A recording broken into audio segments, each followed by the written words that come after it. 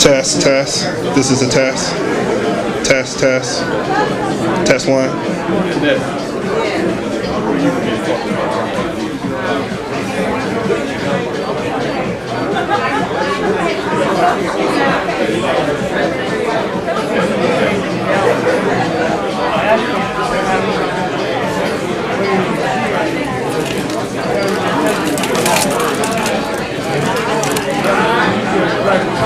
Test, test. This is a test.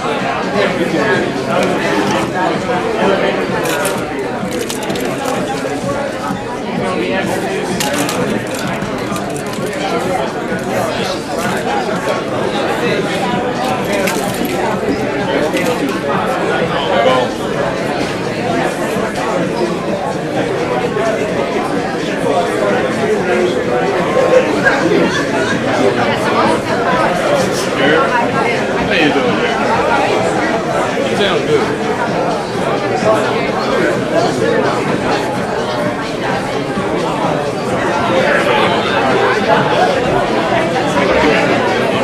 That's who I saw.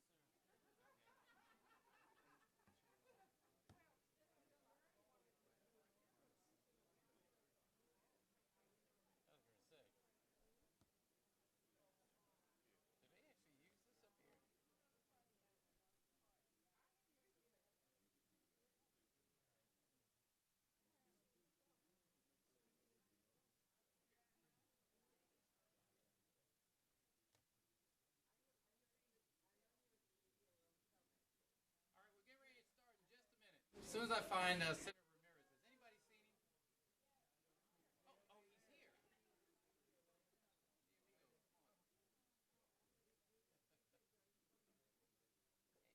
And shortly we're going to be joined by Delegate Alonzo Washington.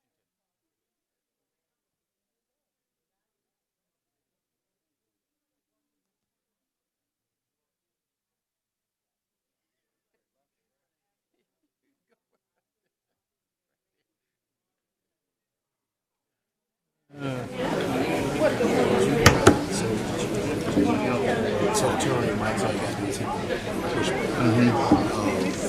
but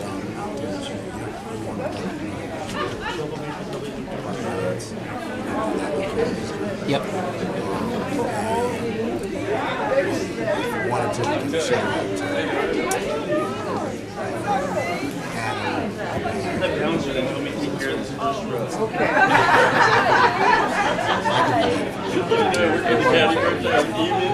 We're going to start with a moment of silence. Well, that's always helpful. All right, let's go. So, I'm waiting for what she's got.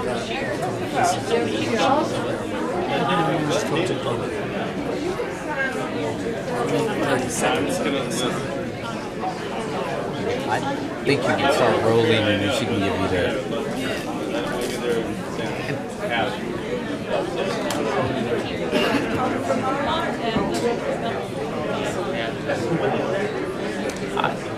I think if you start talking, she'll... All right, can everybody get seated? We're going to go ahead and get started. If everybody could find their seats. Mi amigo. Mi hombre. What happened to you on Saturday? I'd like to welcome everyone to the County Executive's second and final legislative listening session. This is our fourth year doing this. And we've been doing these for the purpose of making sure Your mic? my mic works. We do these for the purpose of making sure that citizens have the ability to share their thoughts, views, concerns with not just the county executive, but also with our delegation, both on the Senate and House side, before we go into our legislative session in 2016.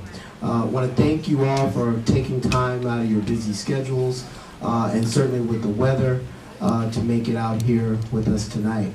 But before we get started, we all have heard very loud and clear about the terrible tragedy that happened in the county yesterday.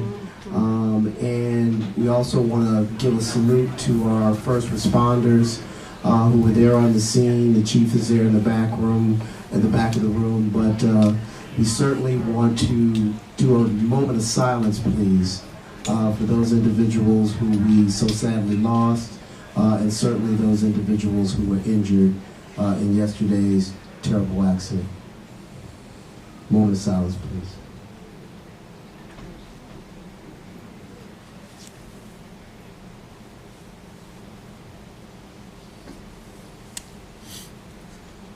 Thank you. Well, let me start first with a few ground rules and a couple of introductions, and let you all know how the night will go. We will have a couple of opening words by the county executive and a few of the other elected officials here.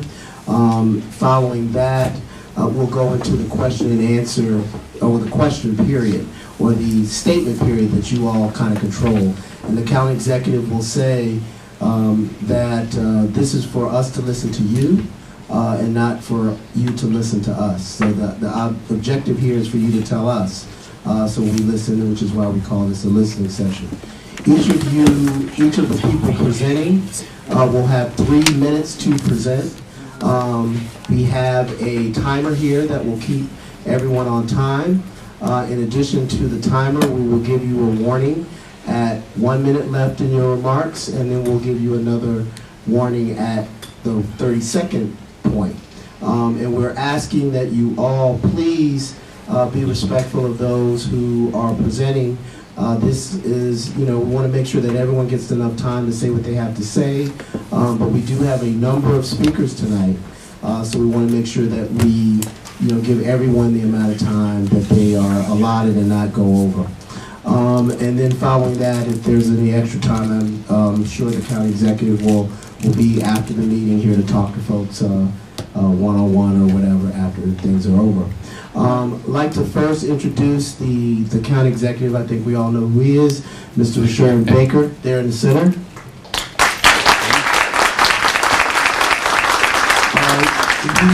He's joined by Mr. Alonzo Washington, who is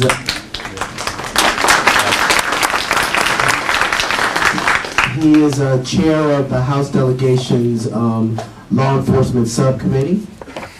We also have next to the county executive Senator Victor Ramirez. And he's vice chair of the Senate delegation.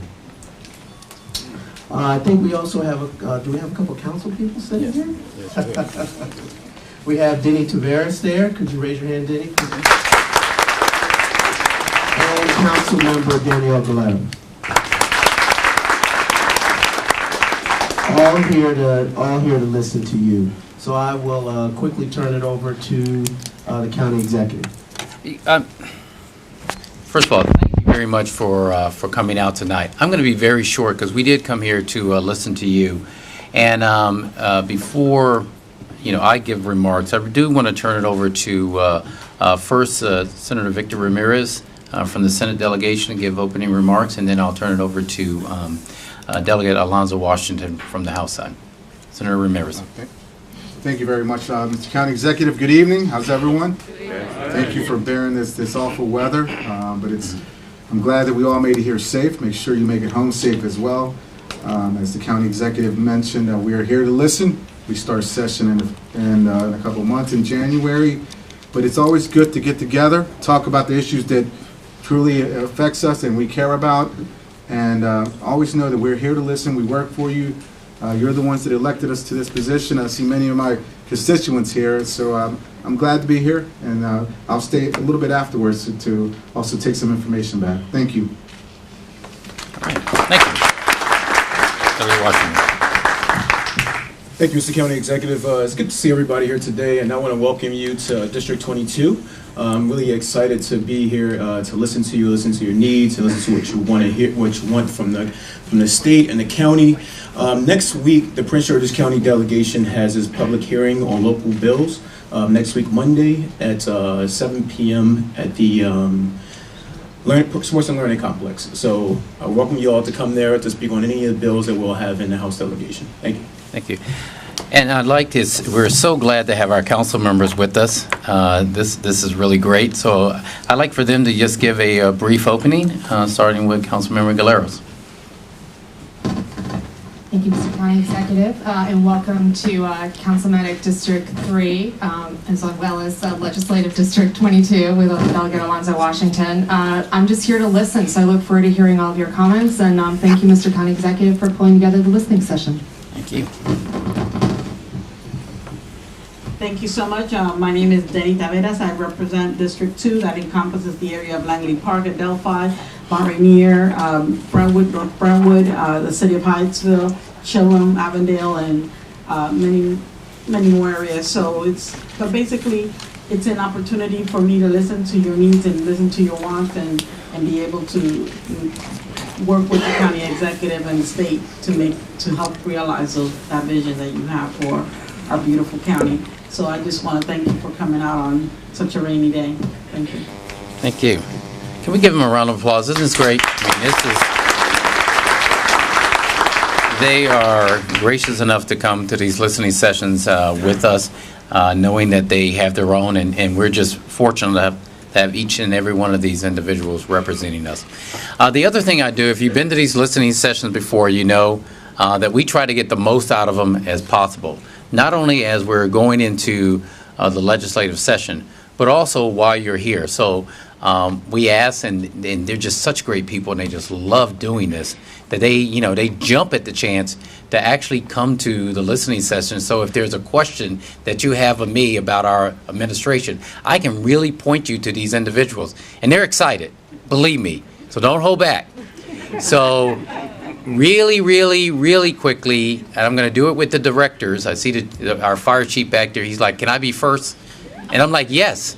If they can just really quickly tell us who they are, which agency, so that way when I point and say, you need to go to Adam Ortiz, that you'll know exactly who he is. Chief, why don't you kick us off? Mark Ashore, Fire EMS. Darrell Moulton, Department of Public Works and Transportation. Eric Brown, Department of Housing and Community Development. Larry Stanton, Deputy Chief Administrative Officer for Public Safety. Pam Tritner, the Director of the Health Department. Roy Brown, Department of Social Services. Chris Briggs, Department of Family Services. Community Development, Corrections. Betty Francis, Office of the County Executive. I'm Homeland Security Director. Big Mo. Stephen Iannucci, County Executive's Office.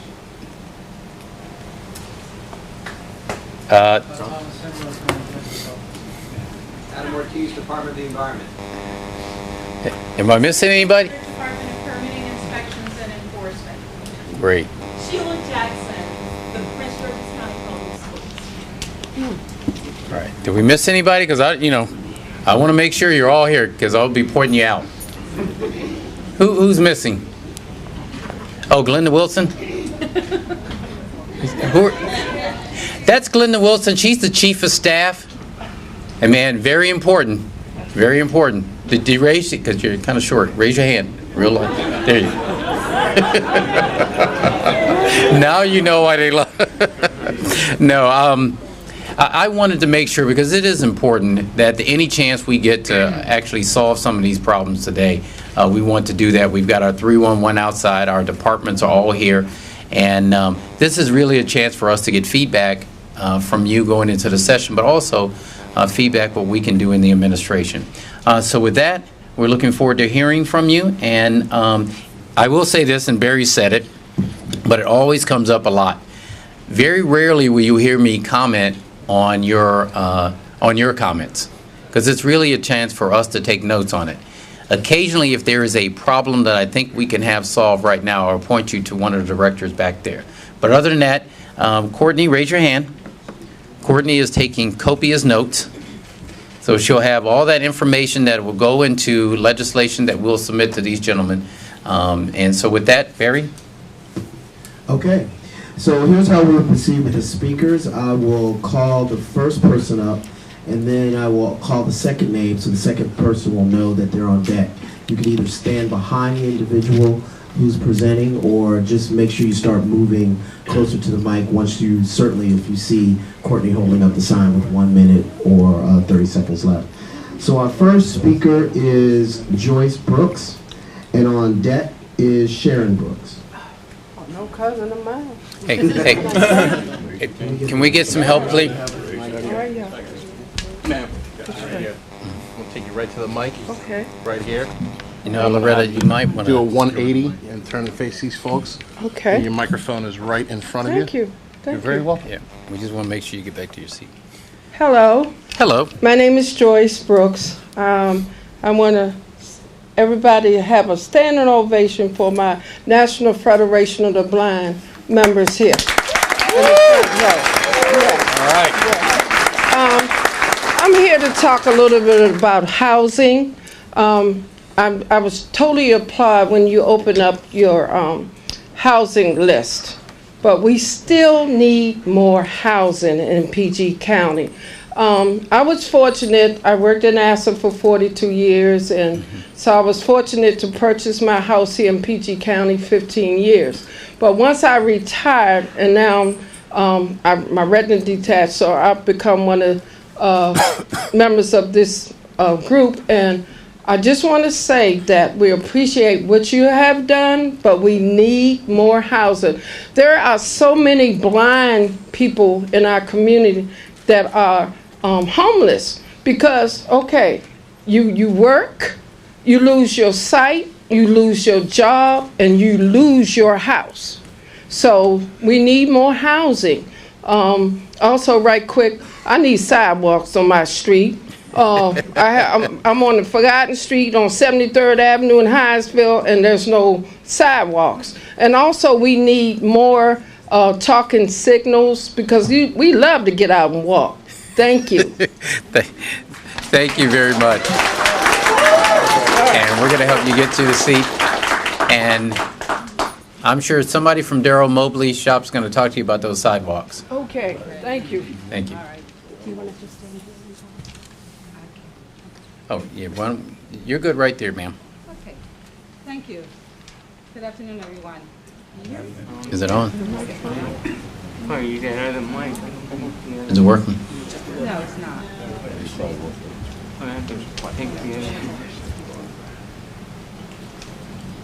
There you go. Okay, good afternoon, everyone. My name is Sharon McBride, and I'm also a member of the NFB, National Federation of the Blind. I heard someone's name, I think it was Daryl something, about the Public Works. Yes, Darrell. What's the name? Mobley. Mosley? Mobley, yes, ma'am. Mobley, okay. My concern is about the APS signals. I reside in the College Park area in the senior housing division and off of Greenville Road and Rhode Island Avenue. And there are only one APS signal there. And that's a very hazardous street to try to navigate, being that you're visually impaired. Because it's hazardous for people who can see. You literally have to run across the street. And I'm concerned about that area. The people in my building who are in charge of the building says that that property would not. That's not a concern for them because it belongs to the county and then one belongs to something else. It's like they're just playing, pushing it around and not getting no answers. So I'm concerned about that because I am not a stay-at-home person and I like to travel and I do use public transportation.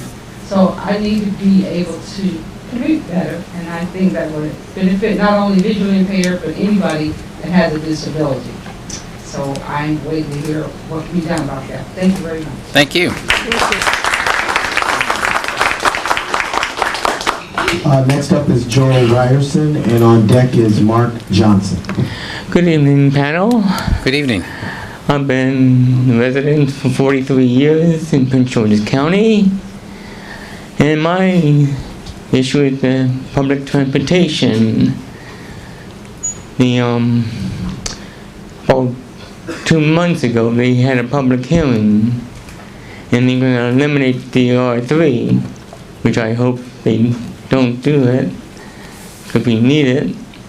But if they did, maybe they have an option of catching the bus, and maybe they extend the bus service to the my area in Delphi.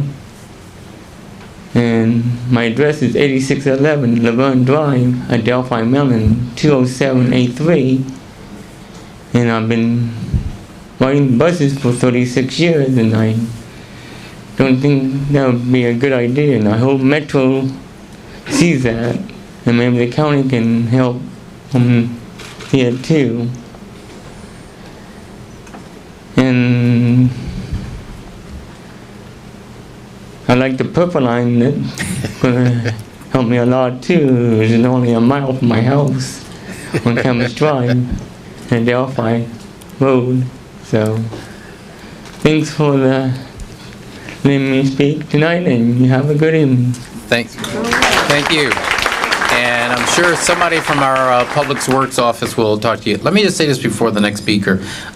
Just so you know, our 311 office is in the back, so if you have issues that you don't get a chance to speak to tonight, or if you want to go back there and utilize that system, we can make sure it gets into the gets to the right agencies and get you a callback number so we can make sure we're solving those problems. Thank you. Good afternoon. My name is Mark Anthony Johnson, Sr. Yes. I've been in this county since 1965, 50 years. And I want to first thank you, County Executive Sharon Baker, for having a great program here in Prince George's County that we were able to benefit from. I'm a county-based certified business, and I'm also part of the Business Development Reserve Program. The purpose for me putting that together is to provide advocacy. I want to thank the National Federation of the Blind, Gerald Barnes, for being an advocacy to share some of the challenges they were having. And now it gives me my reason why we have this business started. So what we want to do is we want to help resolve some of the challenges from our expertise and put a team together.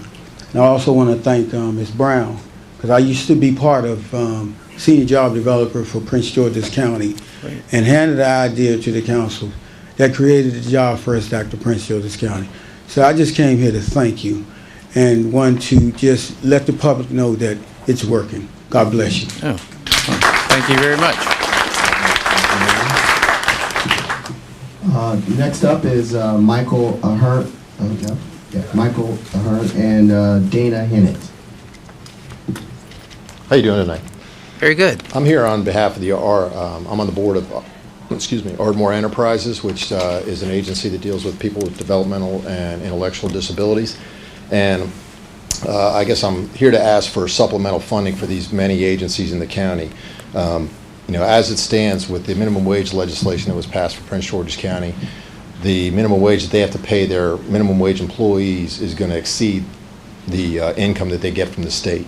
And basically, no business can stay open with that.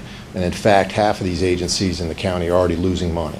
So you're basically going to put them out of business. And I don't know where you're going to find housing and daycare for these, thousands. They take care of 2,641 individuals. They have 1,500 employees that are actually direct support employees. They have over 2,000 employees combined. And, basically you're going to have a crisis on your hands if these agencies start failing, because there's nowhere for them, typically when an agency failed in the past, another agency could absorb them. But with these agencies all having to pay wages higher than what they're getting from the state, nobody's going to be able to take them on. And I know, Prince George's County set that minimum wage rate to be comparable to Montgomery County, but Montgomery County provides supplemental funding on the order of in excess of $11 million to their agencies. Prince George's County provides zero at this point.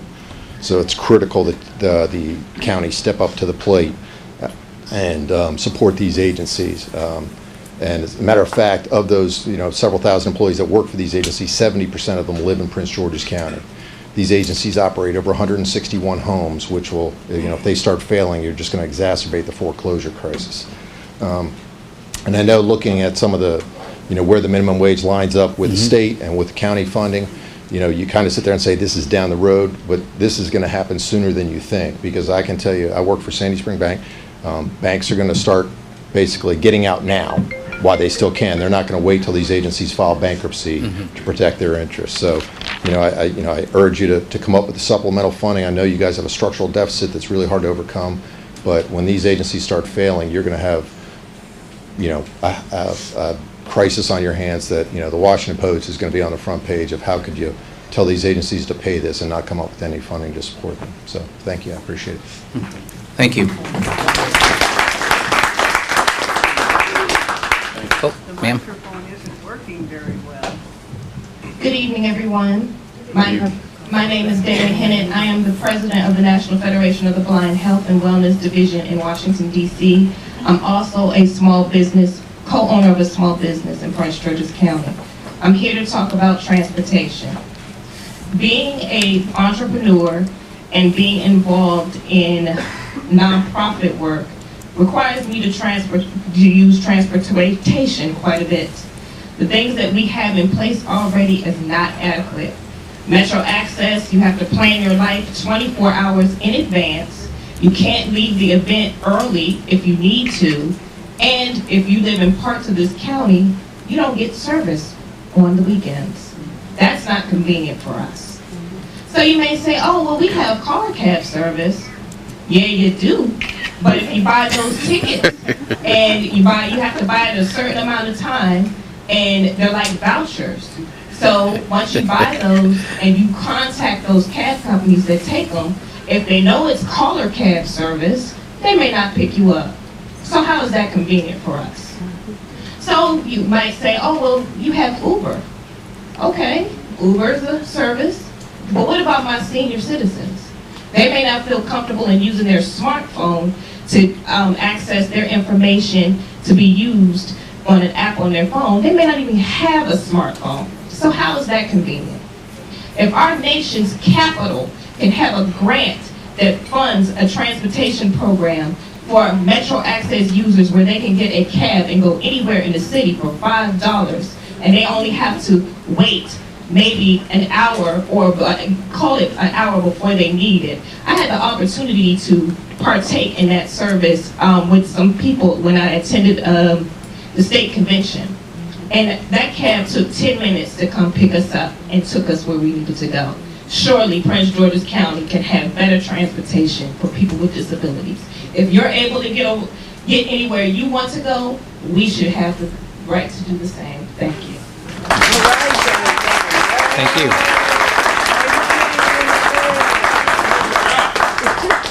Next up is Bernadine Carnes, and on deck is Bill Weemsley.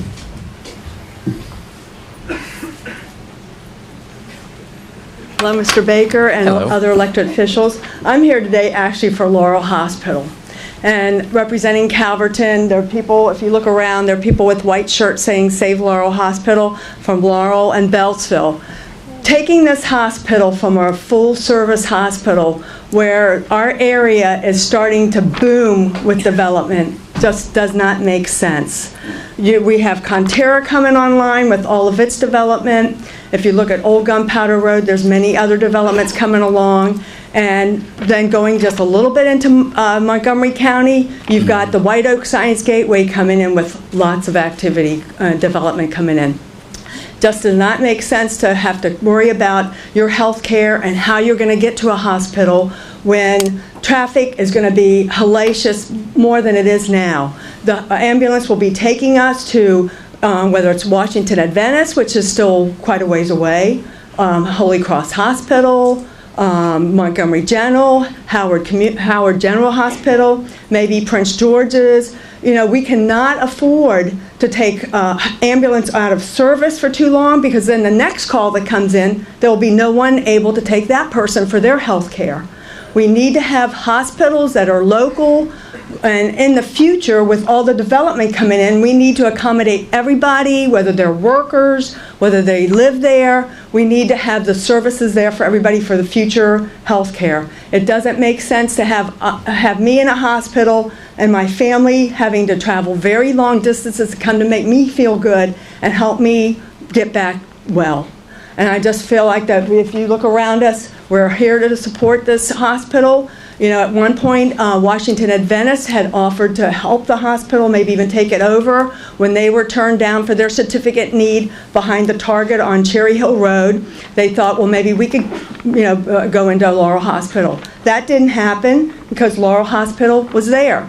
Now it's not a full-service hospital, and we need Laurel Hospital back. Thank you for your time, and thank you for listening. Thank you.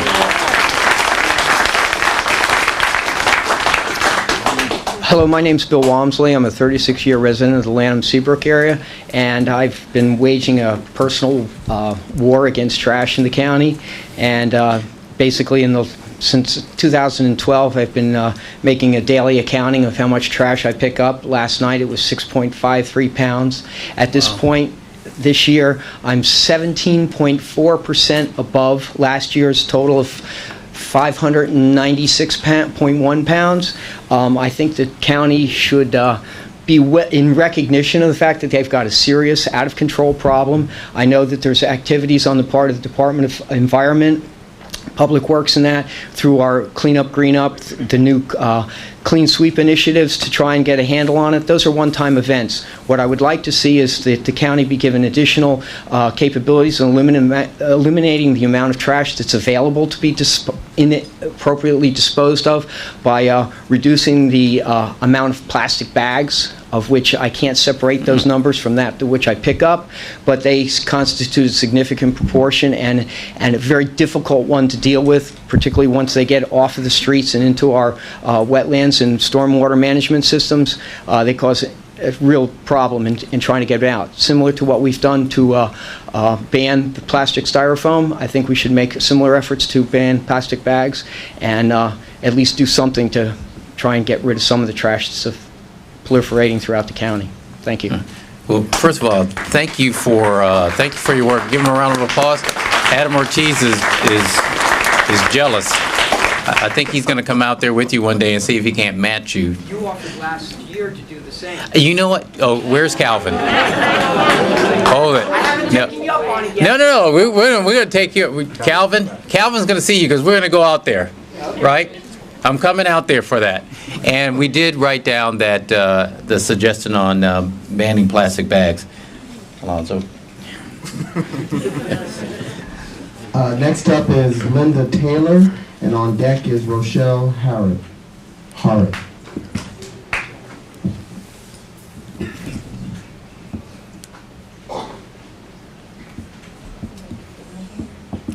Where? Good evening. My Good name is Linda Taylor. I'm hoping to share some information that I believe will help to make living and working in Prince George's County a more stable and secure experience. I have worked in the county in limited term, grant-funded status for more than 13 years. During that time, I've been told numerous times that I was a valued employee and that management hoped to make me a permanent employee. Early on, I stayed, and I hoped that my good work ethic and my attendance record would net me a permanent position, which would then allow me to earn enough leave to be able to have hip surgery. This, I believed, would enhance my value and my ability to continue to work well into my 70s, at which point I could possibly retire after serving about 20 years. Needless to say, I'm still a temporary employee, and at this point, I have only Social Security for retirement. LTGF status is a lifesaver for people who are unemployed and underemployed and need a foot in the door. It certainly was a great opportunity when I was transitioning. Living in temporary status year after year, however, can be a demoralizing experience, especially when numerous people are hired, fired, and retired during the time you are waiting. Most people who have been hired in my classification, I'm Administrative A3, earn around $20,000 more than I do. They earn leave and have access to benefits that I can't get. I'm hopeful that our leadership will begin to work on a solution that will improve this situation. I do understand that any legislation or policy changes that could be made would take a considerable amount of time, and I personally will probably not benefit from the changes. I do hope that future county workers will have a better idea of what their limited term is, so they will be better able to plan their future. Thank you for your time and attention. Thank you.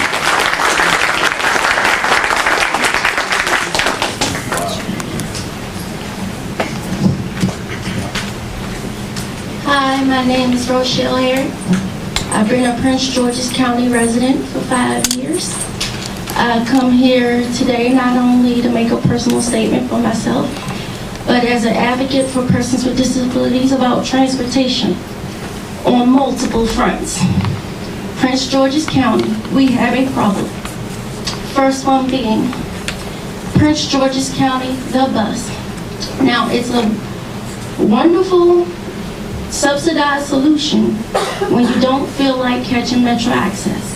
I get that. I love it. The problem is that all the hydraulic lifts have not been phased out of the fleet, and you haven't lived until you've gotten stuck on one of those lifts. And people that don't have disabilities blame you and say, oh, well, why the hell didn't you catch Metro Access today? You haven't lived until you've gotten slapped in the face with that. And a driver has to protect you from a mob of people because you have to wait for a mechanic to come fix the lift. And then when a mechanic comes to fix the lift and they still have to wait on a bus, they look at you because you get special treatment for the bus driver on the original bus, which you got stuck on the lift that is now fixed, for you to take you straight to your destination. So that's one problem. Problem number two is that as far as WMATA goes, Prince George's County gives less money per capita than DC and Virginia. And that's a problem. When you live on the north side of the county, we have great bus service. If you live on the south side, Clinton, Upper Marlboro, any of those areas, bus stops at 7. When you're on the north side, it stops about 10. That's perfect for me because I live on the north side. But when I want to go live and, visit with my parents, let's just say in Upper Marlboro, that's a problem. Third issue, let's not talk about the lack of accessible taxi service. And I'm going to stop right there. Because, first of all, if you're a wheelchair user, we had it, and then we didn't have it. It's still in litigation.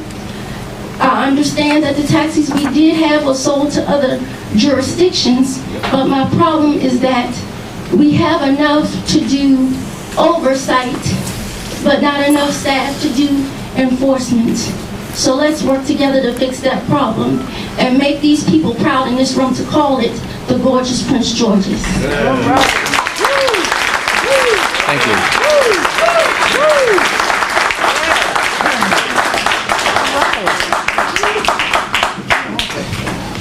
Next up is Dan Smith, and on deck is Annette Rogers.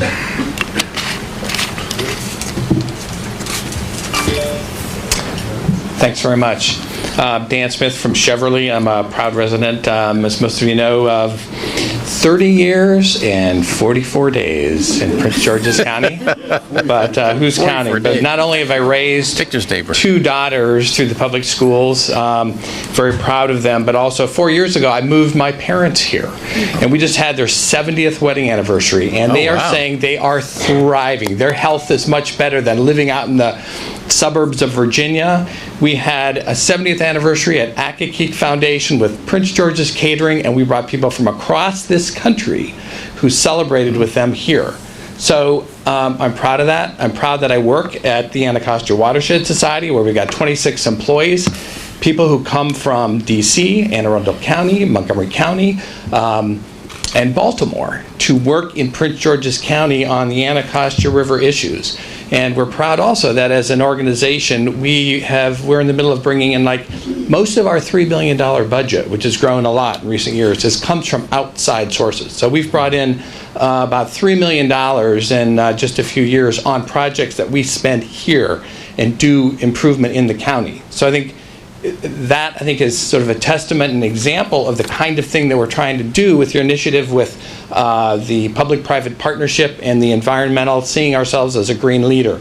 So just to take us to the next level, I congratulate what we're doing on trash with Clean Sweep and the Clean Up, Green Up and those programs, but as earlier speaker mentioned, we have some serious problems. And a lot of that litter, and I just want people to know that, because I think you know, but I think a lot of the people in the audience need to know that this litter accumulates. It gets into the river. It flows through the storm drains into the river. We have only the second river in the country to be federally designated as impaired from trash. So it is a serious problem. So ways that we could take this to the next level, I think they'd be low cost, would be to ban plastic bags. Forget this fee stuff and the back and forth politics of that. There's a strong state initiative on banning plastic bags. We should just go ahead and also do that at the county and leverage that up. And then another thing would be to support bottle deposit legislation. And I know there were some issues last year.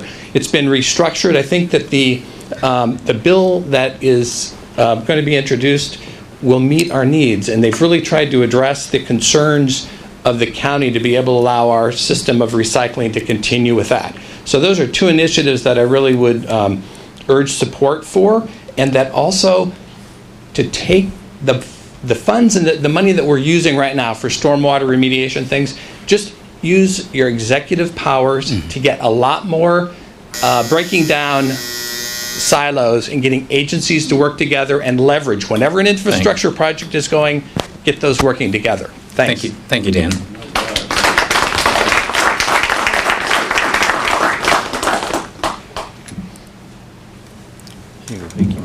We have a mic coming for you, ma'am. Good afternoon. My name is Annette Rogers. I'm a member of the NFB of BC and Sligo Creek. I'm here to talk to you this afternoon about transportation for the elderly, especially who live on the outskirts of Prince George's County. We do have metro access, but after a certain time, and metro access does not go to certain parts of the county. Like on Sundays, Saturday and Sundays, when the elderly need to go to church, if they do not live near to a bus stop or near to metro, they cannot get there. This is not satisfactory for PG County. We should acknowledge our members, our elderly members. Not only that we live and survive, but we get all things that we need to survive, such as transportation, such as housing, and things that we very need to survive. I do thank you for listening to me this afternoon. Thank you.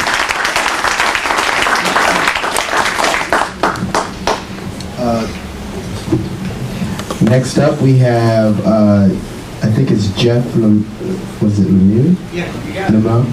How do you say it correctly? Lemieux. Lemieux, thank you. And the next one is David Brown. Thank you.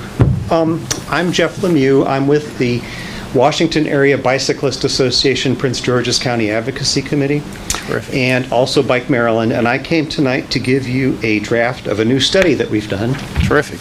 That we're hopefully going to be finishing up in the next couple of weeks. And of course, you're invited to help us launch it when it's finalized. All right. This is a study of extending the WBNA Trail, which is in Seabrook, or I guess, Bowie, extending that to the District of Columbia to link up with the new Anacostia Riverwalk Trail, which is going to be completed next year. And when we were doing the study, we looked at where it could go. State Highway has already done some feasibility studies in the past. It would go along Route 704, it would go through Landover, and it would go along a riverbed that's designated that MNCCP might be able to put a trail on. It would be pretty expensive. You'd have to pull out guardrails, you'd have to change crosswalks, you'd have to build bridges and boardwalks and along the waterway. But what we did is we looked at the property values of 11,000 properties in the area, Landover Hills, Woodlawn, Hyattsville, and others. And we took these communities and we rated them, ones that were close to trails and ones that were far away, that we called them car-locked communities where you can't get out of your community except in a car. Usually there's a 6-lane road or something. And what we found is that the valuations that the county gets as far as tax revenue per acre are a lot higher, sometimes 10 and even 20% higher in communities that have good bike access. So we said, if we build this trail, it might cost a lot of money. It might cost several $1 million. But if property values go up even a small fraction of what we're finding in our study, it could pay for itself in millions of dollars over the first 5 years, first 10 years, first 15 years. So anyway, I encourage you to spread the love with this study around your administration. Have people take a look, comment, critique if you wish. And the Washington Area Bicyclist Association will be happy to talk with you if you're interested in helping us with a release event, and that applies to all the elected officials. We have great trails in the northern part of the county, but we're working to try and improve them in the southern part of the county and the central part of the county too, where you have a lot of places where it's really not safe to get through. And this particular trail, you could connect from DC all the way up toward Baltimore eventually, and it might be a tourist attraction, bring people through the county. So thank you very much. And one final thing. WABA has a ride coming through this area on Saturday. It's called our Cider Ride. It starts in DC. As of last week, we had 420 bike riders signed up, probably be 500 before it's done. Saturday, coming up through Hyattsville, going through College Park, and then Greenbelt, then coming back to DC. So we're going to be showing off the county, and you're all invited. Thank you very much. Good afternoon, Mr. County Executive, distinguished panel members.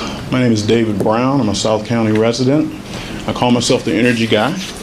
I'm here to ask more of a question than actually to make a statement. I'm building advocacy and knowledge about responsible energy issues in the county and the DMV in general. And I'm curious to know, after we've heard recently about the recent merger with Pepco and Exelon, what the impact might be, or whether your administration has done any investigatory work into the impact on the state or county energy assistance programs.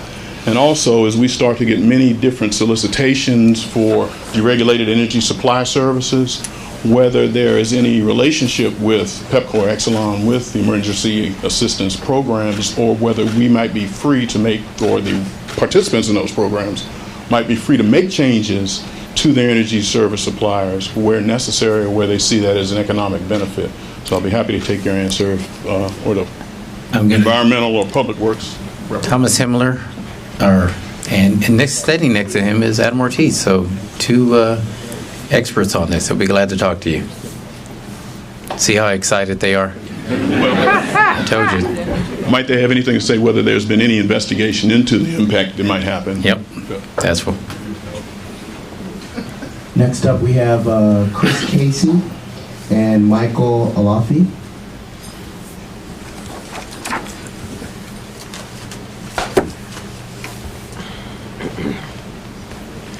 Good evening. Good evening. My name is Chris Casey. I am a resident of Greenbelt. I want to start out by thanking Mr. Baker for restoring integrity to the county executive office. Very important to us. I'm a member of a group called Prince George's County Advocates for Better Schools. We asked Superintendent Maxwell to hold town hall meetings with parents interested in learning details of the school system's strategic plan. So we'd appreciate your urging him to do that. Secondly, our group seeks to constructively engage with the school board's Family and Community Engagement Committee, as well as its parent advisory group. However, it doesn't seem as though they solicit much engagement from the community, so we'd appreciate your urging them to do so. And lastly, as you're probably aware, there are non-public schools in the metro area that serve learning disabled students in the county that cannot be adequately served by the special ed programs in the county schools. However, in spite of the fact that these schools that are part of the continuum of services for students with those learning disabilities, there is an unequal and different funding formula applied to supporting them, and they are critical schools, teachers who are dedicated, who are paid considerably less than public school teachers, and I'd appreciate the county executive and others' review of this practice. It's really quite unfair, and the schools deserve as much as our public schools insofar as they're serving the same students. So thank you for listening, and thank you for the listening session. Thank you, Sheila. I was going to see, and Betty Francis in the back there is going to make sure. So two people are going to be looking for you. Good evening, ladies and gentlemen. Donald Baker. I've been seeing you in Channel 9, Channel 4. And also, I want to talk about the transportation, about the metro access. Okay. But some of us have entered the metro access before. Look at the new drivers; they have not been training them well. Look at all what is going on in this.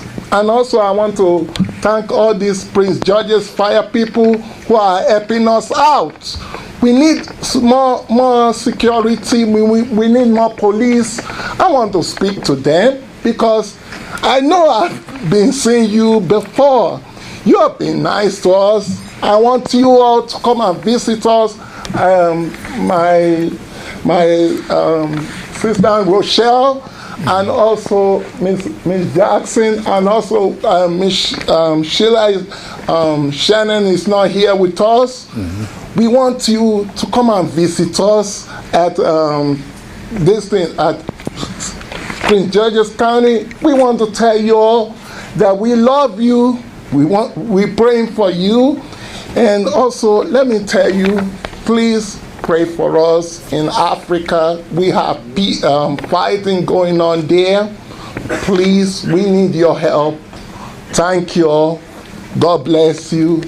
God bless Mr. Baker. God bless you.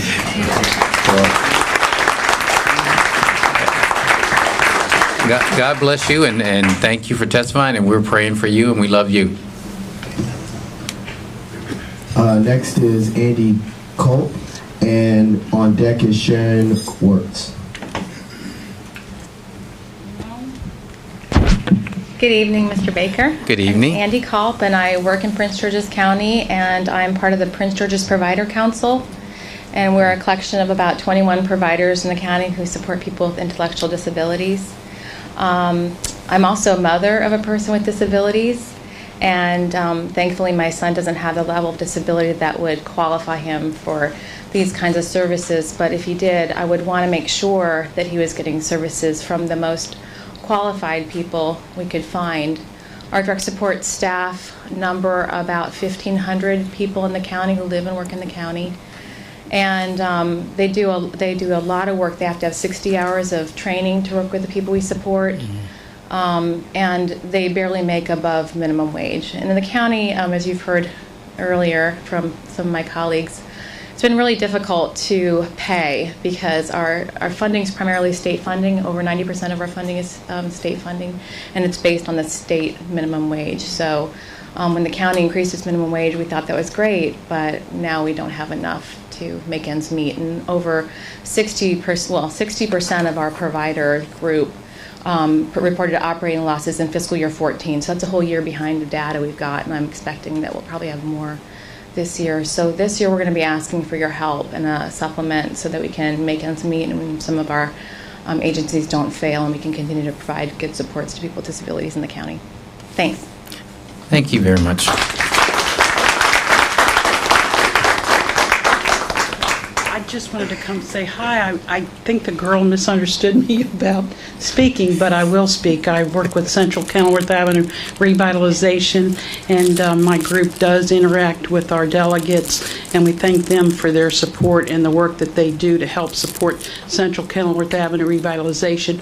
We meet here on Kenilworth Avenue. We've been at it with close forums. We did it in 2007 with much support from Olson's office earlier, now Danielle, and we just appreciate the support we're getting some from the county. I do encourage people that aren't otherwise engaged in their groups to work with their school system to help better their communities. I'm worried about something I heard with Alonzo recently about our suspension rate, and that affects our quality of life in our areas, in and around our homes, and getting people to move into our county, getting better jobs in our county because of our school systems. And I appreciate the envision he has to work with our youth closely. We've had recent talks on that, and I'd like to be a part of that.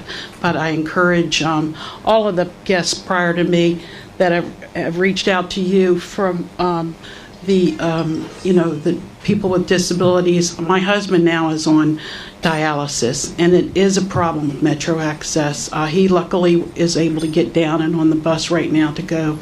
But we do need to help our homeless, and we do need to help our people with disabilities. And I'd like to see some money appropriated into the schools for our children, our young children with disabilities, to have a better quality of life there. Especially, I visited recently when I was helping campaigning for Danielle in a bathroom in a school, and it was for disabilities, and I just about cried. To this day, I think about a young little girl having to use the bathroom in that facility. So thank you. Thank you.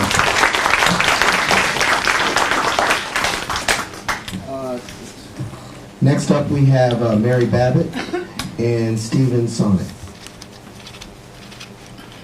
Good evening, Mr. Baker, and thank you for this listening session. The homeless, I've heard that once only tonight. I think this is a concern for all of us, and it does touch all of our lives in some way. In our county, I have visited Prince George's house, very limited number of accommodations. We are concerned for all of our homeless, but I think especially for those with mental disabilities and our veterans. And I think that we owe it to them to make provision to help them along the way. In particular, I'm interested in knowing what the county is doing with the properties, the foreclosed properties, the abandoned properties that could be possibly used for accommodations for the homeless, and for you to know that there are many people in the community that are willing to help and want to help if we could receive some guidance how to do this. There are nonprofits and there are churches. So there are many communities of people and an abundance of talent that could be utilized. So I think my purpose in being here tonight is to ask for also your input and your guidance for us, how we can help to alleviate our homeless situation in Prince George's County. I just wanted to mention, I know it's increasing. I just read an article in the Washington Post that at Reagan National Airport, they are reducing the number of hours that the airport is open. And so that is going to leave, I guess, a large number of homeless people who had been using that facility as their home, where to go. I don't know whether they would come to Prince George's County or wherever. In, I believe it's Arlington, there's a new facility, it's already filled. So it's kind of a universal problem, but please know that, we want to help, and if you could give us guidance. Thank you. No, thank you very much. And Ms. France is back there, and I know with our housing director. And also, one of the things that we were talking about this last week, I was on a panel with the mayor of the District of Columbia, and before that with the county executive from Montgomery County. One of the things that we pledged to do as a region is really address our homeless issue. So that's something you should know, that as a region, both the district and Montgomery County are working in conjunction with us. So we will get you that information. Thank you. Good evening, Mr. Baker. My name is Steve Sonnet. I'm the president of the town of Upper Marlboro. Yes. Delegates and council members. The town of Upper Marlboro has been the county seat since 1721. I was not president at that time. Neither was I. During the summer, there were some ambiguous news reports about discussions of moving the county seat to Largo, and that there was a number of $12 million in cost to do that move. We have, as a town, have passed a resolution opposing that, and what I'm here is to help you satisfy all these other people. Don't budget that $12 million to move out of town and help these other people. It's really better spent. Thank you very much. Thank you. That was very generous. Next up is Sydney Jacobs, and on deck is Marion Owachukwu. Is that correct? I'm sure that's not right.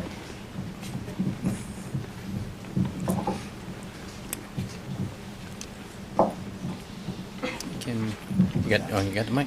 Good evening. Good evening. Thank you for the opportunity to speak at this forum. I'm Sydney Jacobs of Adelphi, Maryland. I represent the executive committee of the Sierra Club's Prince George's Group. So here's an interesting statistic. 4 billion beverage containers are purchased in Maryland every year. That's with a B, billion. Less than 1/4 of them are recycled.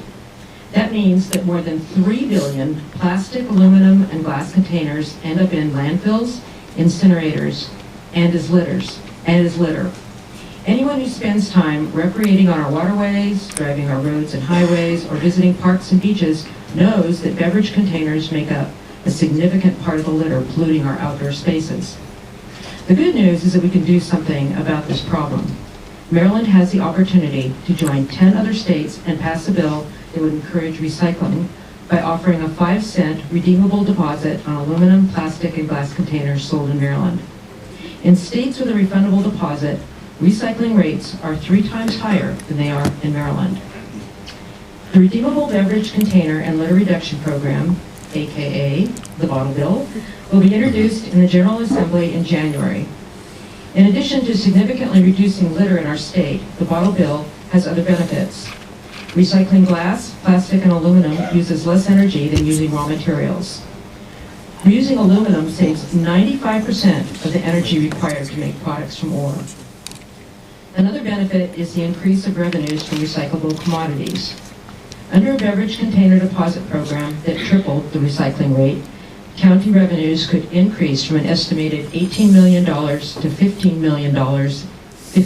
million annually. Not only is there more product, that product is higher quality than what is collected in our current single-stream recycling program. And of course, the cost of litter cleanup would be reduced. In Maryland, litter collection costs the 3 largest counties about $16 million annually. In states with deposit programs, those costs are reduced 20 to 30%. Finally, this program places responsibility for beverage container recycling with the industries that produce these products and the consumers who use them. It's self-financing and doesn't require public funds to operate. A deposit on containers is one of the most important actions that can improve trash pollution of our waterways. 30 seconds. It's time Maryland implemented this program, and I look forward to further discussions about the many benefits of redeemable beverage container bill. Thank you. Thank you. Do you know who's introducing the bill in the General Assembly? You said there's a bill going to be introduced. Do you know whose bill it is? Ferguson and Fresh. Okay. Oh, that's right. It's a state one. Thank you. Thank you so much. Thank you. Can you hear me? Okay, great. Good evening, County Exec and respective affiliates. My apologies, I'm getting over a cold. That's the reason for my raspy voice. My name is Mariama Onwuchekwa, and I'm an energy waste organizer with Energy Justice Network, and I'm also a proud citizen of Prince George's County. I was born and raised in this county. I come before you right now with a concern regarding the waste system in our county. There's a massive problem with incinerators in the landfill. Currently, the state of Maryland is working on a statewide zero waste plan that seems to think that incineration is a need that is necessary to control the waste.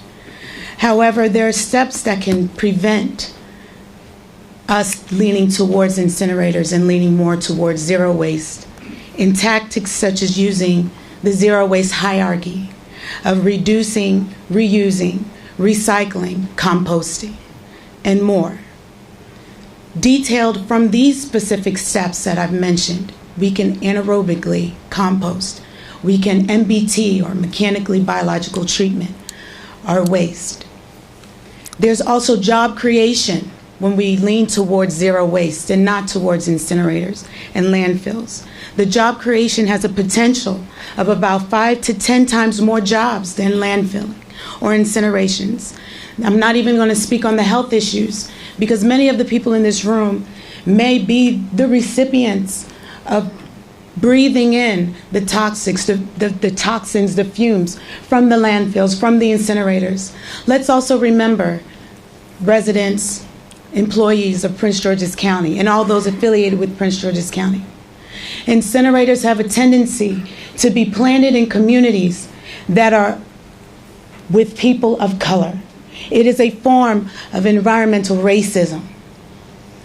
All of this, my frustration, county exec, and all those affiliated, leads to me to conclude that I would like to beseech to all of you, excuse me, on the panel, to work towards an agreement in transforming Prince George's County into a county that is a continued treasure, but a county that also operates with zero waste. Thank you. Thank you.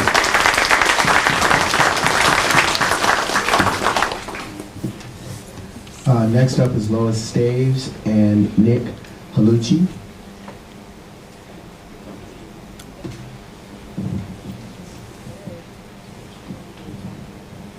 Good evening, distinguished ladies and gentlemen. My name is Lois Staves. I'm a proud PG County homeowner. I've owned my home for 36 years. Last year I was here and I spoke about the weatherization program, which I wasn't understanding. And they did get in touch with me, and I was told that I needed home repairs before they would submit their work. This would lead to a second mortgage. I'm a senior citizen, disabled. It frightens me to take a second mortgage. I've been in my home for 36 years, you know. I've known people to lose their homes on the second mortgage once they're disabled, once they're a senior. I would beseech the county to give us an option of finding something other than a second mortgage. I am a viable participant in my county. I belong to an organization called I3. I give back to my community. I do whatever I can to service. We've formed a nonprofit organization to service the disabled and the seniors. We work diligently to give back to the community. I'd appreciate some consideration for homeowners in my position. Thank you. Thank you.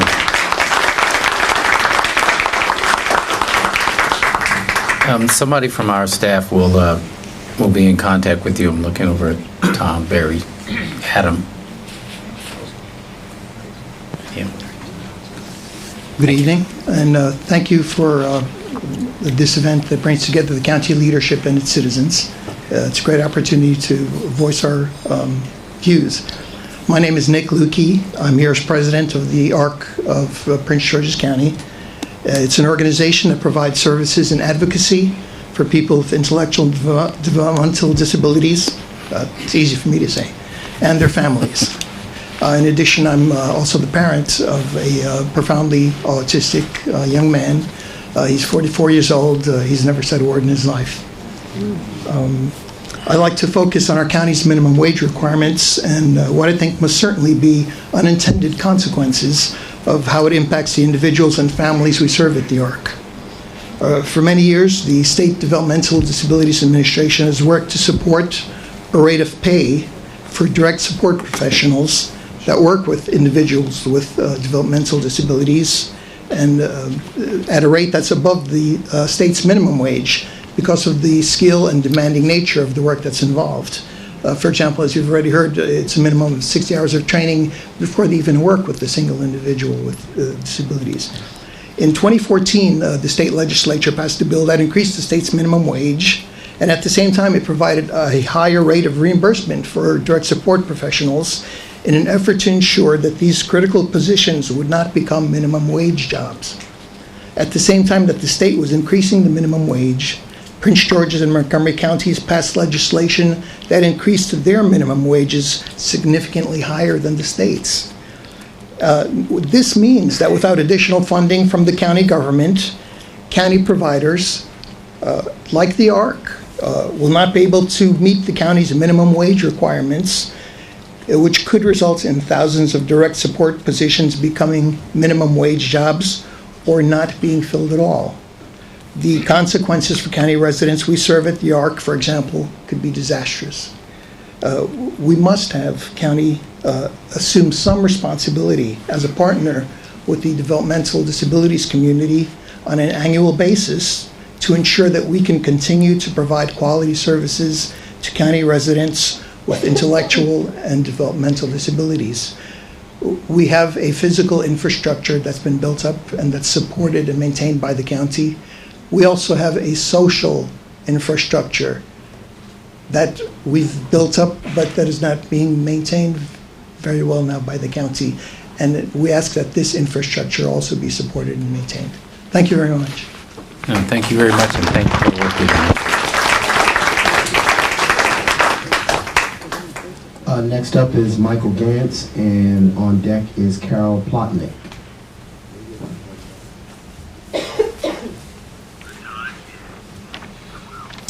I'm going to speak on some similar issues of my colleagues here. I would like to start by thanking County Executive Rashawn Baker for hosting this listening session tonight. Thank you. My name is, of course, Michael Glanz, and I live in Accokeek. I'm here representing the Prince George's County Provider Council as the Vice Chair and one of its member agencies, Melwood, as the Vice President of Community Services. I'm here tonight to advocate for the Providers Council's vision and mission to secure adequate resources for people with disabilities to be valued members of their local community with the support of appropriately compensated staff. The work that is done in Prince George's County by community providers supports 2,451 people with intellectual and developmental disabilities in vital services such as residential, supportive employment, day services, and community services. Our collective efforts employ more than 1,500 direct support professionals in the county. These direct support professionals are caregivers providing intimate care and support to the people served. The wage rate that is included in state funding for these professional staff is currently insufficient specifically because of Prince George's County's higher minimum wage. The professionals we support require skills, training and education, work autonomy, and field experience, and the work they complete should never be considered a minimum wage job. These vital services I have described are in jeopardy of being degraded as the gap between our state-level reimbursement and what is needed in Prince George's County to keep parity widens. This wider gap is the future of our sector, and it is all but impossible for our sector to weather the coming storm without assistance from the county. In FY14, the last fully audited year, 60% of providers in the county had operating losses in their DDA services. Those agencies with operating losses support 1,640 Prince George's County residents with developmental disabilities. They continue to support these residents because of their missions, but they cannot sustainably meet their missions without the ability to create a margin. I hope that you take these facts into consideration during the upcoming legislative session. Myself and all of the Prince George's County providers want to continue to work together to build a better county that cares for all of its citizens regardless of their abilities. Thank you for my time to speak tonight. No, thank you.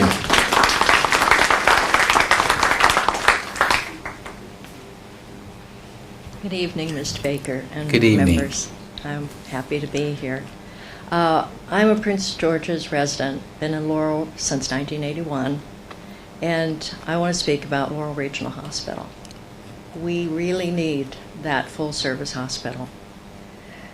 I urge you all to do what you can to try to solve this issue that has been going on, that surprised us at the end of August, out of nowhere. I've written some letters to the governor, and I received one back from him and also from the Department of Health and Mental Hygiene. The one from DHMH was talking about the decrease in hospital admissions there, and that was the main reason for closing the hospital. I find this to be a big mystery for 2 points. One is, why have admissions gone down even just a little bit when the population has gone up in Laurel? We are a bedroom community, so to speak, for both DC and Baltimore. And with an increasing number of people, you would think there would be an increase in admissions. I sort of feel that I think there has been some mismanagement on the line of Dimensions healthcare systems. They made this announcement about the closing very suddenly, and I attended some of the other meetings watching that, and it just doesn't seem right. Something doesn't fit. There's been a breakdown in communication and no transparency in that issue. Second point is, Laurel's population is still on the rise, and what are we going to do with all these additional people?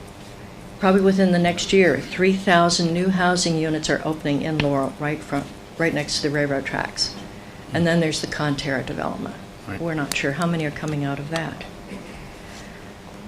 Like I say, Laurel has become one of the most important bedroom communities in that area, and it does need that full-service hospital. Please support it. Please do not close our hospital. Thank you. Thank you.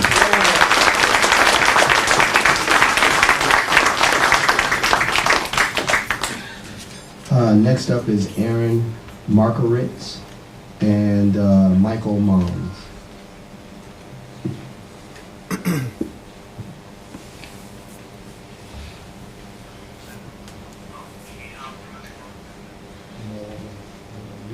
Good evening. Aaron Markovich, Anacostia Trails Heritage Area, Maryland Milestones.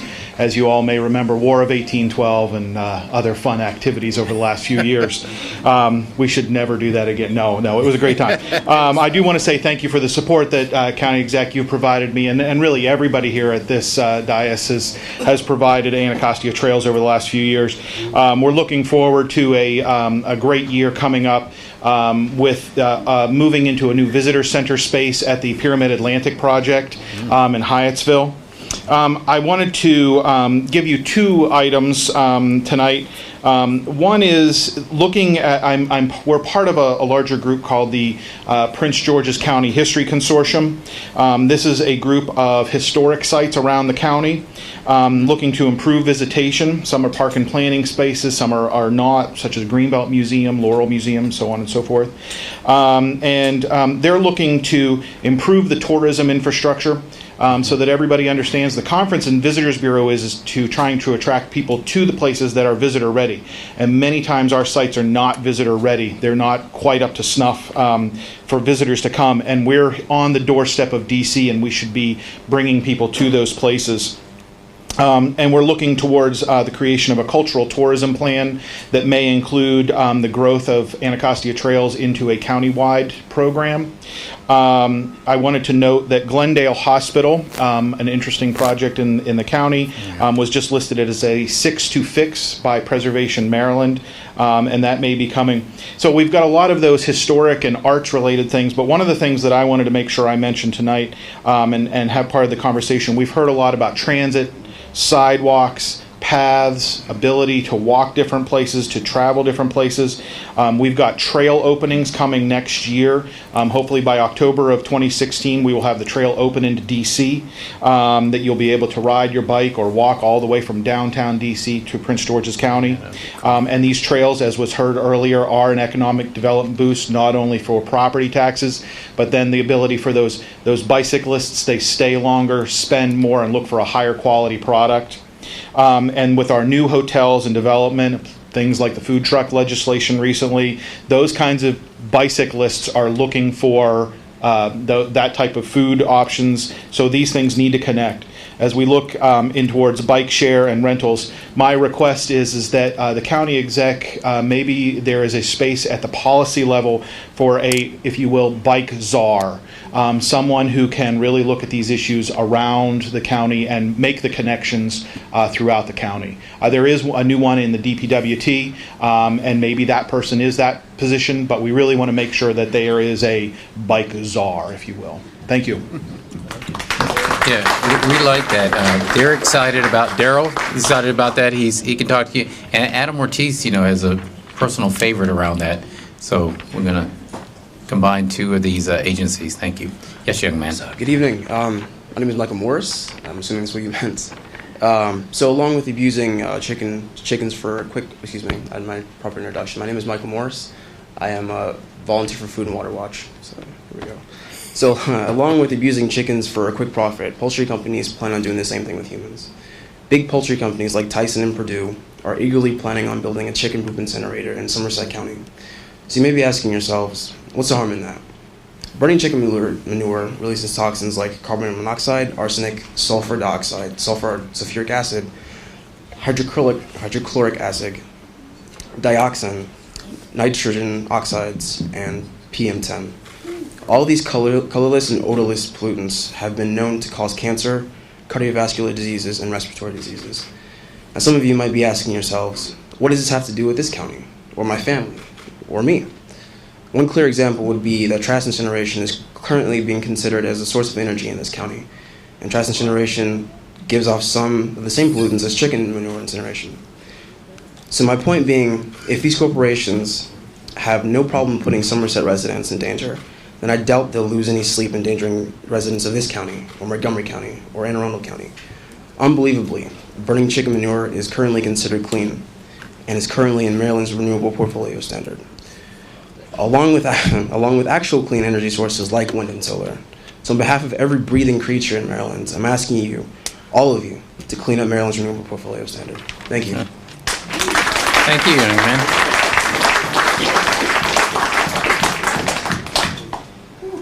Next up is Quentin Vaciano, I guess it is. and Eugene Lee.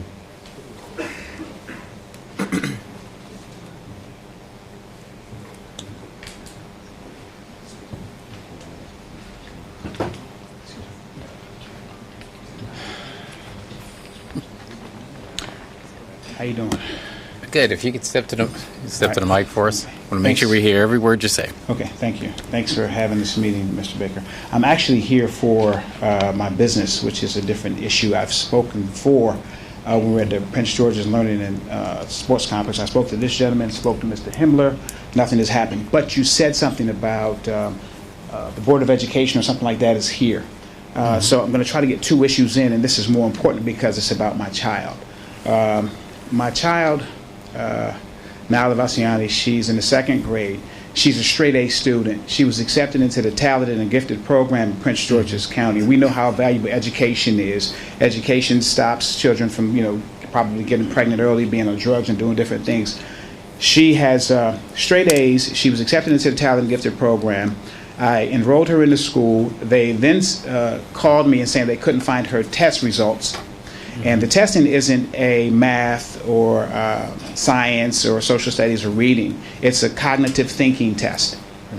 Okay, so I called the TAG program, and the TAG program said this never happened before. So they said, Valley View dropped the ball. Well, her mom and I were in custody battle about my daughter. Her mom has since been murdered about 2 months ago. Oh my gosh. Peter. All right. But anyway, I just want to keep. I'm sorry. I'm sorry. Okay. We weren't together or anything like that. I just wanted to keep my daughter in the program because her mother enrolled her in the program. And I'm trying to do my best to give my daughter the best education so she's not on welfare, so she's not asking anybody for anything. Don't worry. And they've taken her out. The principal didn't want her to be taken out. The teacher didn't want her to be taken out. And they took her out anyway because she didn't do as well on the cognitive test. And I don't think that that's fair. She got straight A's. She went into the program and she got straight A's. You know what we're going to do? We're going to see Betty Francis back there.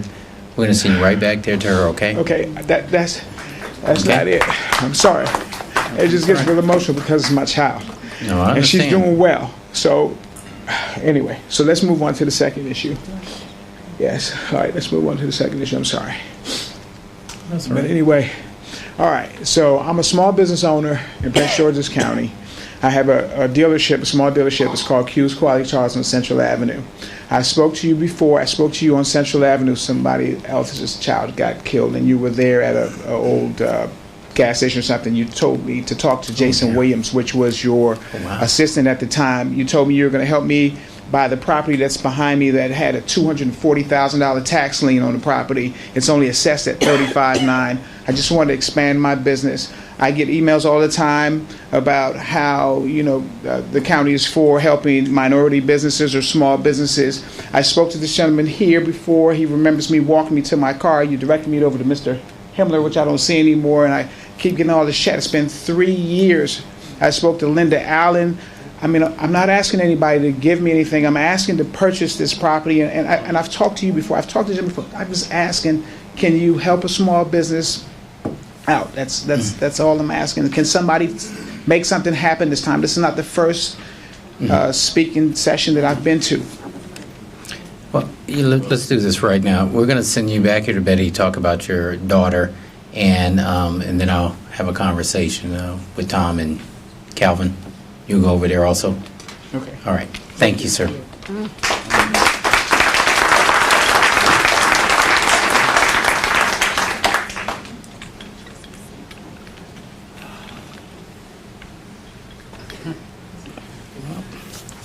Thank you. Why don't you, sir, why don't you come closer to the mic so we all can hear? Is that better?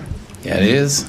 It's an honor to meet you, Mr. Baker. It's an honor to meet you. I think I know Gladys from visiting the condo meeting, I think, right?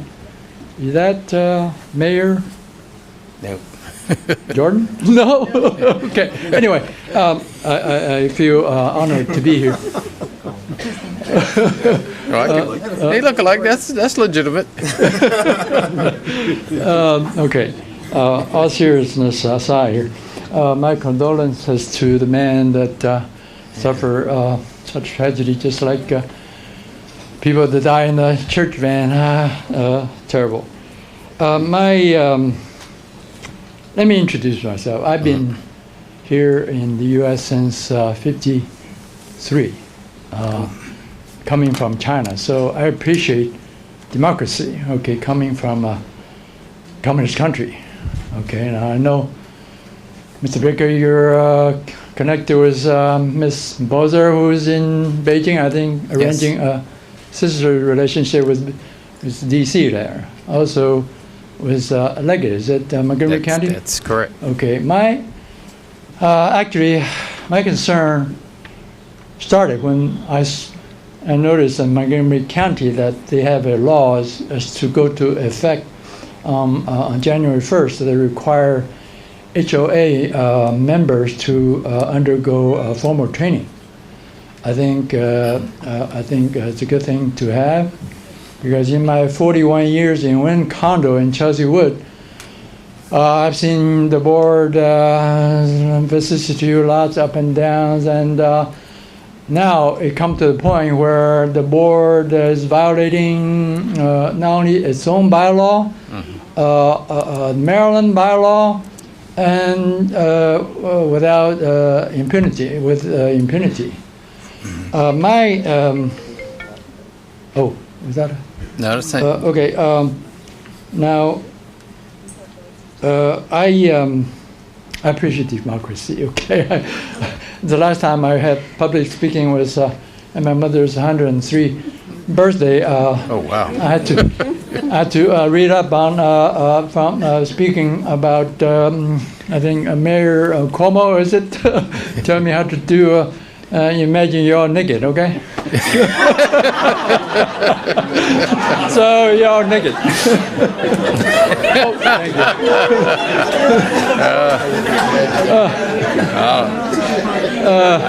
Okay, my request for the Your Honor is to have such a law passed in PG County requiring similar board members to undergo courses.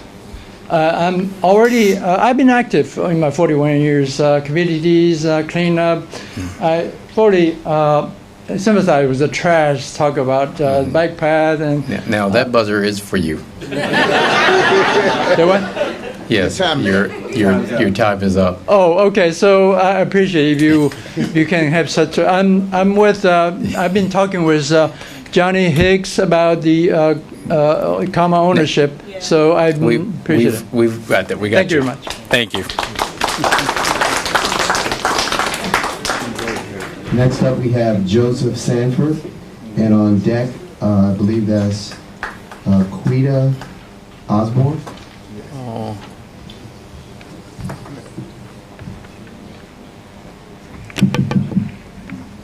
Hello, my name is Joseph Sanford, and I'm 11 years old. Oh, Joseph, your mom's trying to get a good picture. Can you get a good picture? You got it? You good? All right, your time ain't started yet. All right, go. I live in Bowie, Maryland, and I go to Samuel Ogle Middle School. I play soccer for Future Monarch Red U13. I am excited for new turf fields at high schools because it's a better playing surface. I want more turf fields because I believe that they are safer to play on. After watching a news report on if turf can give you cancer, I think that scientists should further investigate other factors of people getting cancer on turf fields.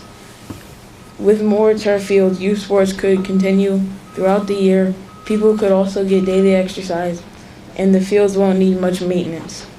An alternative for the rubber crumbs is a coconut-based fiber. This should stay a top priority because as of 2010, statistics suggest that as many as 25% of all soccer injuries result from poor field conditions. Thank you. Very good.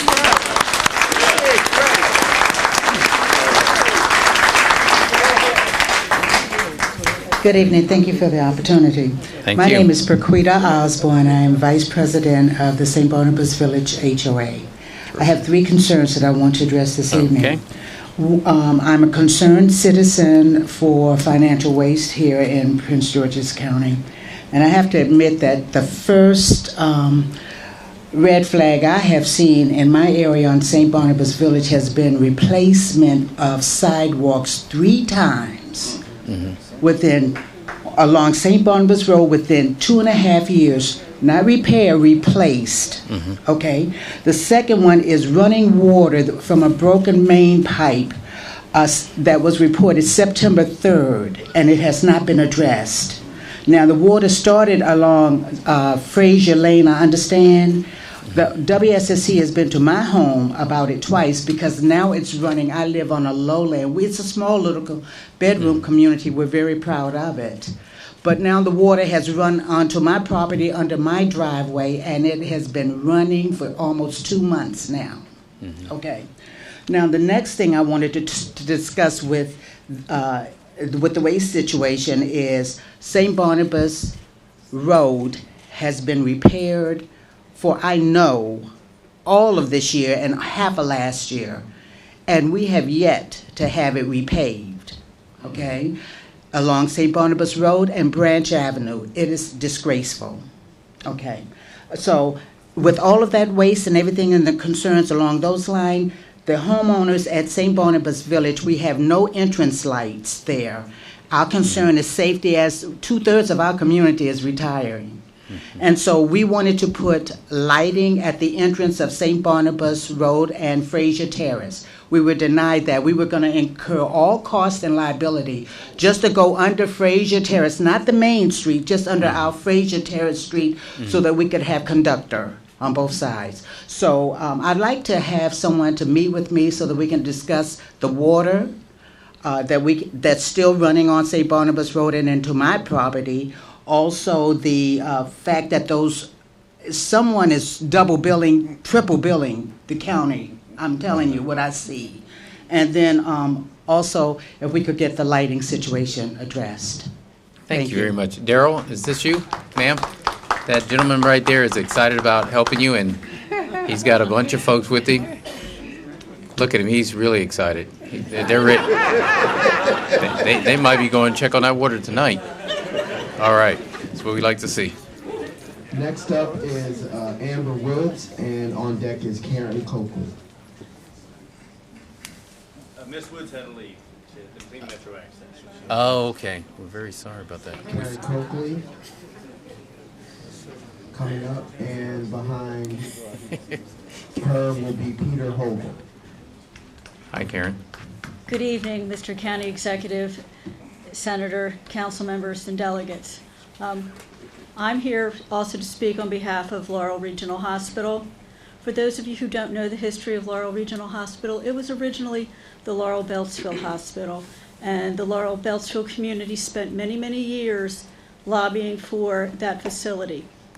I goofed on the memo that went out. Others are wearing white. I'm in black. And you know what? I decided to take advantage of it. I'm in mourning because I cannot believe that the northern part of the county is going to lose a hospital. To leave us with an emergency room, South County has 2 hospitals. The central part of the county has 2 hospitals and an emergency room. You're going to stiff the northern part of the county with zip, zilch, zero, nada. No hospital. We also happen to have the largest growth spurt between the 29 corridor of Montgomery County and the Baltimore-Washington corridor, going from the Beltway up into Howard and Anne Arundel County. The development in Conterra, the development on our border in Montgomery County, the development in the southwest portion of Howard County, and the development in Anne Arundel County. You are leaving our residents with nowhere to go. And when you strip away the services at Laurel Regional, when somebody does have an emergency, as was mentioned before, those people are not going to be taken to Laurel Regional. They will be taken out of the community, meaning more time out of the community for the emergency units. Now, another question I have, because there's several things floating around there. Y'all going to pick up the $25 million tab to give us an emergency room? Because, there's been no mention of where the $25 million for our emergency room is coming from. Years ago, Adventist approached Dimensions to acquire the facility. They were told no. This community needs a hospital. The old saying, don't throw the baby out with the bathwater. Please get rid of Dimensions and let someone else come in and take over that facility. Do not leave the Laurel-Beltsville region with no hospital. Thank you very much. One last commercial. High Point, oldest high school in the county. You know what? You knew I wasn't going to forget that one. My 1 second commercial. High Point is the oldest high school in the county that has never been rebuilt or renovated, and every single one of you at this table have constituents that go to that school. Thank you. Thank you very much, Karen.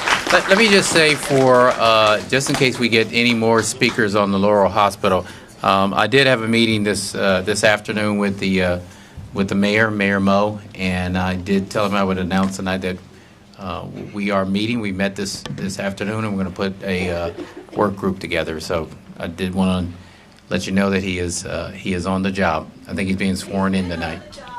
You know what, Karen? You can't yell from the back.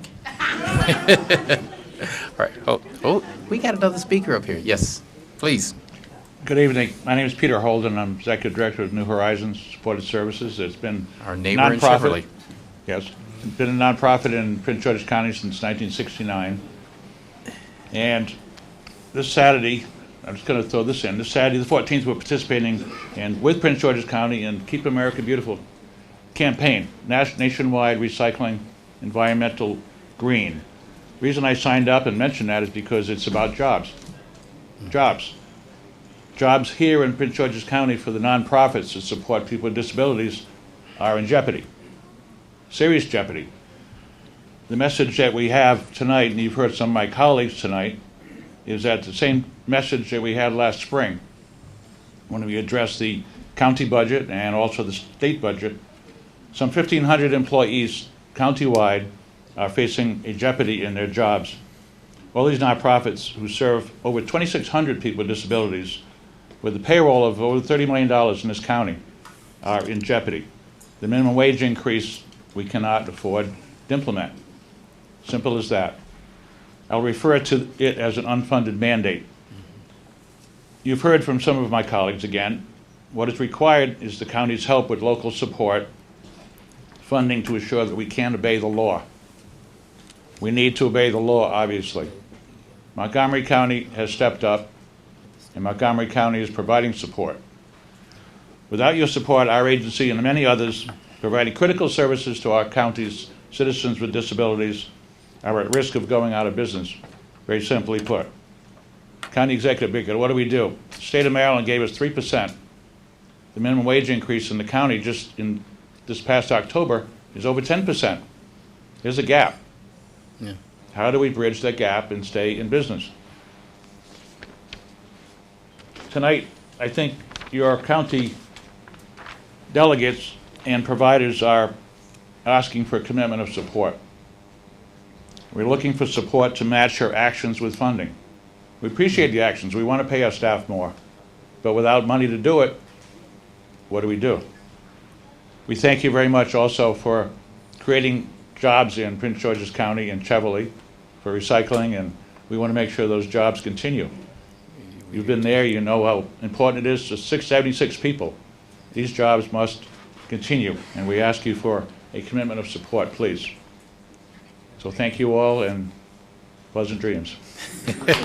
Thank you. Next up is Teresa Dudley, and on deck is Belinda Queen Howard.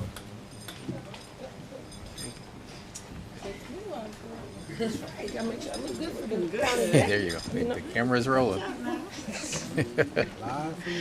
Good evening. Good It's good to see everybody. Good evening. Courtney, congratulations on your recent election. I just want to make sure I said that.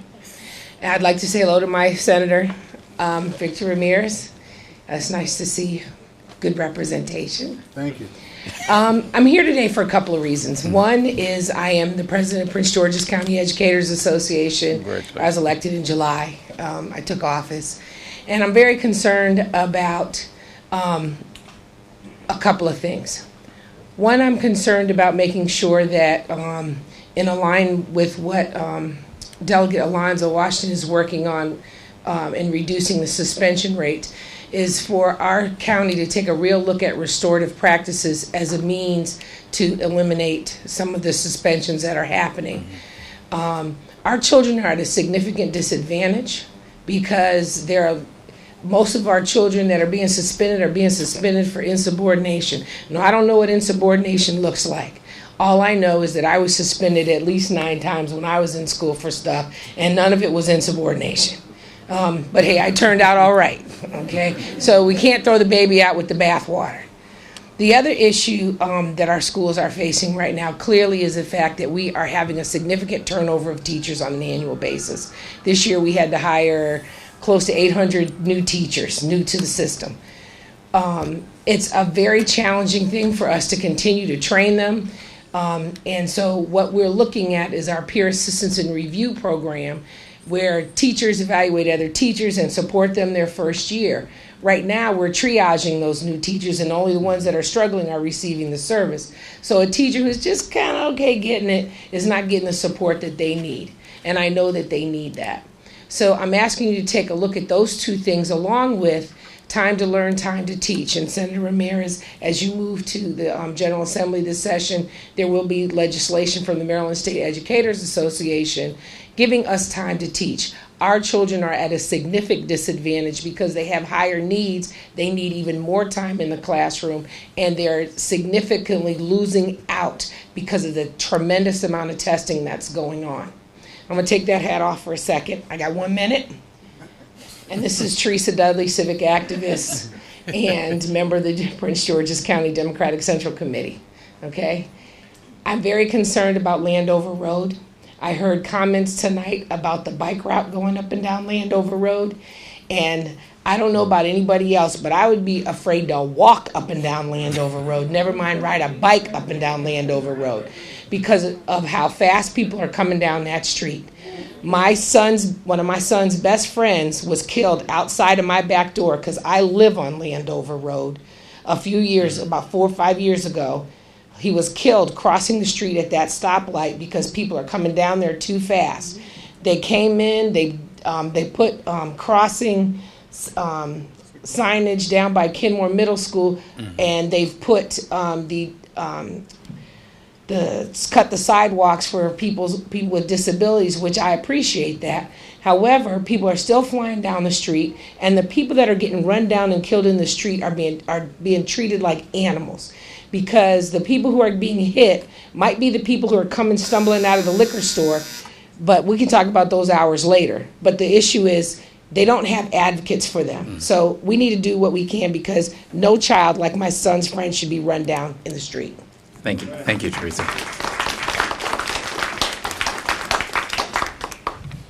Greetings to everybody. I said I was going to come drag my husband out.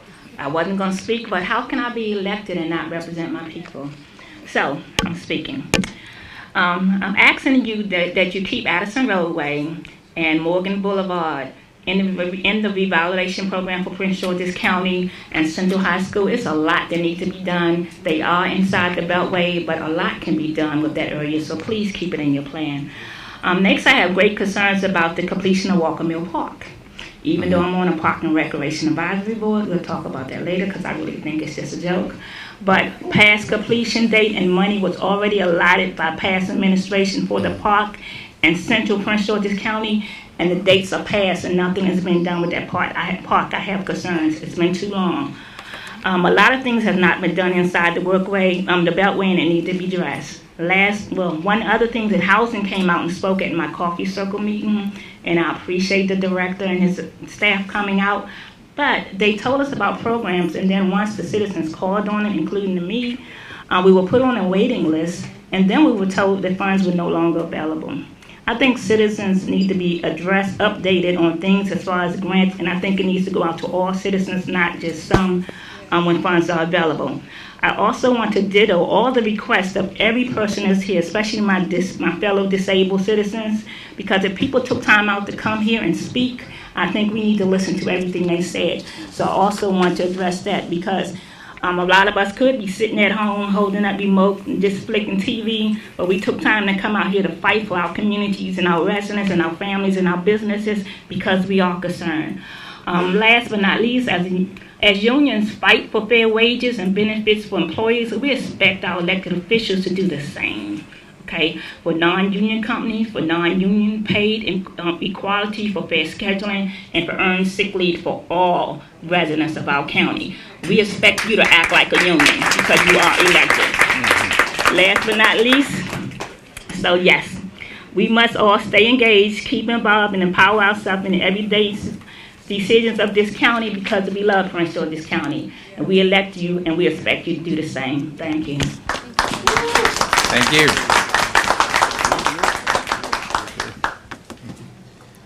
Next up, excuse me, Steve Gershman, and on deck is Tom Denoga.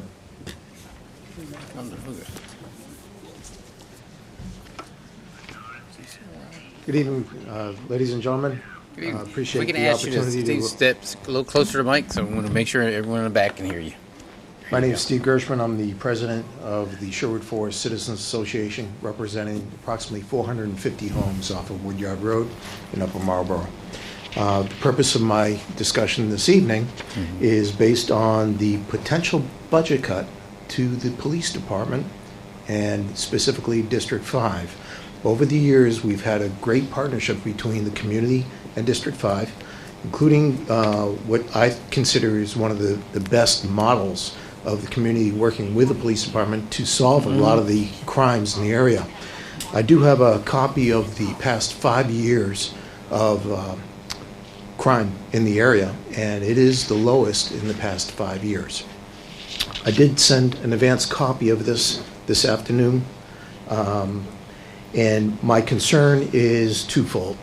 With the majority of the funds going to education, I think there's an opportunity to conduct an audit and possibly to administer some performance metrics to take a look at how the monies are being spent. Are we getting most bang for the buck? Is there an opportunity for better sourcing, competitive procurement, contracting, and see if we can offset some of these large expenses and get better value for the taxpayers. So what I do is I have two recommendations. Okay.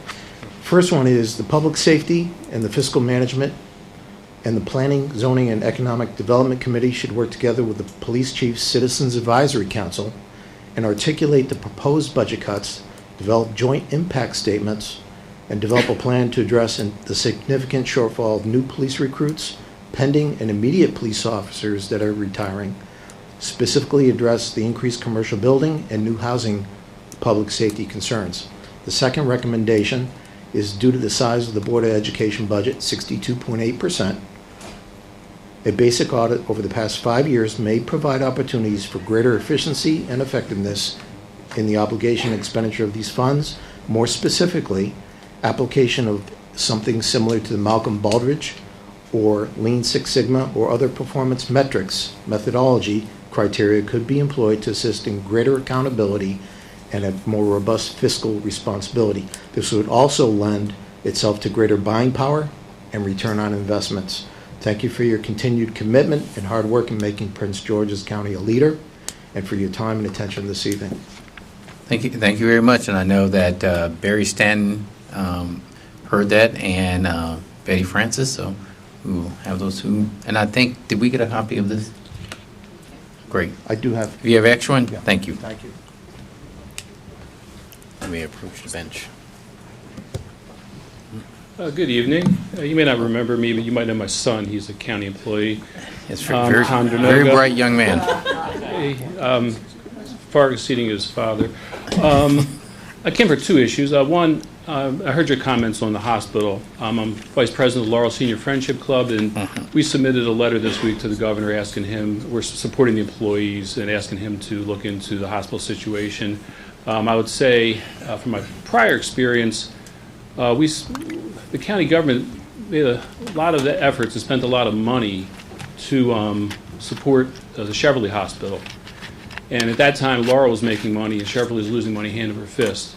now things have changed, and it's really not fair for the citizens of the Laurel-Beltsville area. All of a sudden, let's focus on Largo and that area, but we're not going to have the resources available. And I'm concerned that the county oversight. You have officials on the Dimensions Board, the county council has people on the Dimensions Board, and somehow over a period of years, the world turned over and nobody seemed to notice. And that there's an issue of accountability as to why that happened. The second thing I want to address is to my state officials. Two things, and this is actually one thing, and this is really related to the way things get done. There was a bill 848, Senate Bill 848, 2012, to circumvent TRIM that you voted for, Mr. Ramirez. Yeah, that's right. It started as a maintenance of effort bill. And then in March, it was amended to do something very drastically different, which was to allow for the circumvention of TRIM. Well, last year there was a bill, Senate Bill 564, that you were a co-sponsor of, and that, Mr. Washington, you voted for. This bill started as an innocuous Fairness in Zoning Act. What's wrong with fairness in zoning? Well, in March, it was amended to take away the citizens' rights to file appeals to court in the zoning and subdivision cases. And then it also takes away the citizens' rights to file appeals to the district council in many cases.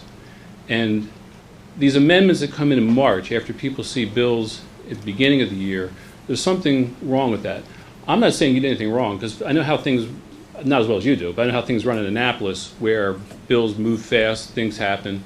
I guess the question that I have is, did you both intend to take away the citizens' right to file zoning appeals, or did this change that occurred in the middle of the session or late in the session catch you by surprise?